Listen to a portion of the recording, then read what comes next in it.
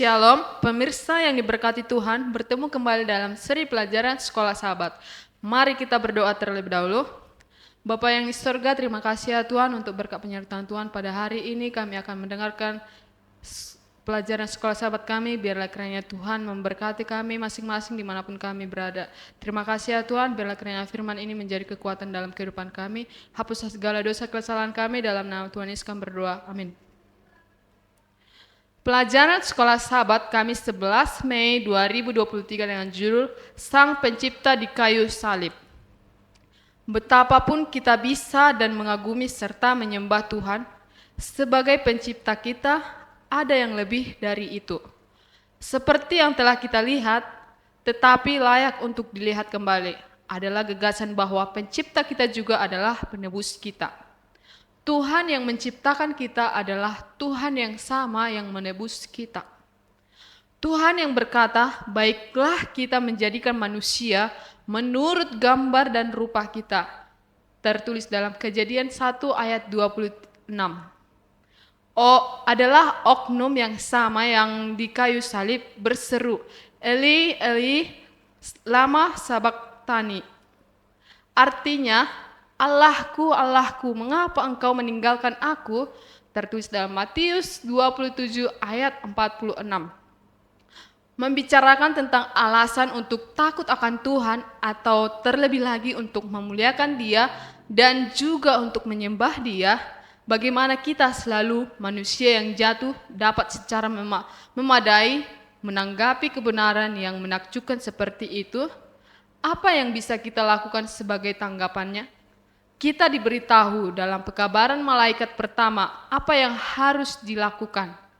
Takutlah akan Allah dan muliakanlah Dia, karena telah tiba saat penghakimannya, dan sembahlah Dia yang telah menjadikan langit dan bumi dan laut dan semua mata air. Tertulis dalam Wahyu 14 ayat 7. Bacalah Yohanes 19 ayat 16 sampai 30. Catatan Yohanes tentang Yesus di kayu salib. Saat Anda membacanya, pikirkan ayat-ayat kitab suci yang telah kita lihat tentang Yesus sebagai pencipta. Sebagaimana pribadi yang olehnya telah diciptakan segala sesuatu yang ada di sorga dan yang ada di bumi, yang kelihatan dan yang tidak kelihatan, baik singgasana maupun kerajaan, baik pemerintah maupun penguasa, segala sesuatu diciptakan oleh Dia untuk Dia. Tertulis dalam Kolose 1 ayat 16. Bagaimana kita menanggapi ungkapan kasih Tuhan yang luar biasa ini? Pekabaran malaikat pertama untuk menyembah Sang Pencipta datang setelah salib, setelah diketahui oleh alam semesta yang menyaksikan dan para pengikut Kristus bahwa Dia yang menjadikan langit dan bumi dan laut dan mata air adalah pribadi yang sama. Meskipun menjadi Tuhan, mengambil rupa seorang hamba dan menjadi sama dengan manusia. Dan dalam keadaan sebagai manusia, Ia telah merendahkan dirinya dan taat sampai mati, bahkan sampai mati di kayu salib. Tertulis dalam Filipi 2 ayat 7 dan 8. Sungguh suatu tontonan yang luar biasa bagi mereka yang mengenal Yesus sebelum Dia datang ke bumi sebagai manusia.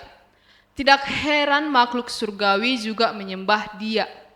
Adapun kita ditebus oleh darahnya, apalagi yang kita bisa lakukan selain menyembah Pencipta dan Penebus kita? Mengapa gagasan dalam terang salib tentang manusia yang jatuh dalam dapat menambahkan sesuatu pada apa yang Kristus lakukan di kayu salib merupakan gagasan sesat? Manakah dari pekerjaan kita yang dapat menambah apa yang telah dilakukan Sang Pencipta bagi kita? Tuhan memberkati. Mari kita berdoa. Bapa yang di sorga, Bapa yang baik, terima kasih ya Tuhan untuk pelajaran kami pada sekolah Sabat yang sudah kami dengarkan. Biarlah kiranya kami bisa semakin lebih dekat denganmu dan biarlah kiranya kami bisa pelaku-pelaku firman-Mu. Berkati kami ya Tuhan, biarlah kiranya Tuhan selalu melindungi kami dimanapun kami berada. Terima kasih ya Tuhan, hapuskan segala dosa dan kesalahan kami. Dalam nama Tuhan Yesus kami berdoa, amin.